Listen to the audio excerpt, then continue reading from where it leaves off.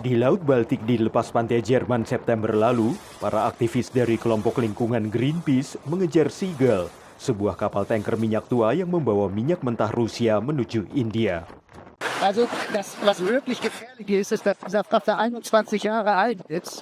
Offensichtlich in schlechtem Zustand. Oftmals sind diese Tanker durch Aufschläge versickert, sodass wenn irgendetwas passiert, dann müssen letztendlich wir alle dafür aufkommen, weil man sich auch nicht greift. Kelompok negara industri G7 bersama Australia dan Uni Eropa memberlakukan batas harga minyak Rusia sebesar $60 per barrel pada Desember 2022 sebagai respons atas perang Rusia terhadap Ukraina. Batas harga itu harus dipatuhi oleh setiap kapal yang memakai layanan negara barat seperti asuransi dan servis. Rusia merespons dengan membentuk apa yang disebut armada bayangan tanker yang sudah tua dan tidak memiliki hubungan dengan negara barat, memungkinkannya untuk menjual minyak ke seluruh dunia, sebagian besar ke Tiongkok dan India. Jumlah armada ini diperkirakan mencapai hampir 600 kapal. Negara-negara barat telah menjatuhkan sanksi terhadap perusahaan-perusahaan pelayaran atau kapal-kapal individu. Namun sebuah laporan dari Kyiv School of Economics yang diterbitkan Oktober lalu menyebutkan armada bayangan ini terus bertambah dan kini mengangkut hingga 70% minyak dari laut Rusia.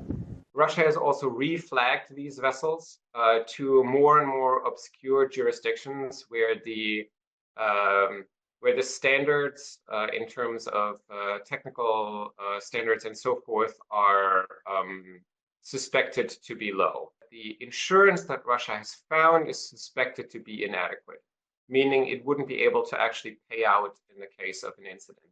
And we've already had several close calls. So far, no major oil spill, but it's really just a question of time until that happens.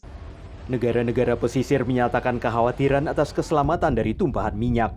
The challenge for coastal states, which countries like Denmark, Sweden, and so forth is that they have very limited rights to actually interfere with vessels going through their waters under existing international maritime law. Menurut Benjamin, negara-negara barat harus menerapkan aturan asuransi untuk mengatasi armada bayangan itu. First of all, generate transparency with regards to this oil spill insurance, because right now we know precious little about it. If a vessel refuses to provide this information, or if it's not adequately insured, then it should be sanctioned and basically removed from commercial operations.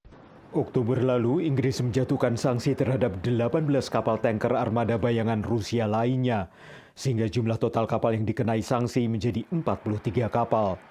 Pemerintah Rusia mengatakan langkah itu menunjukkan yang mereka sebut bahwa status Rusia sebagai pemasok energi yang dapat diandalkan tidak menyenangkan pemerintah Inggris.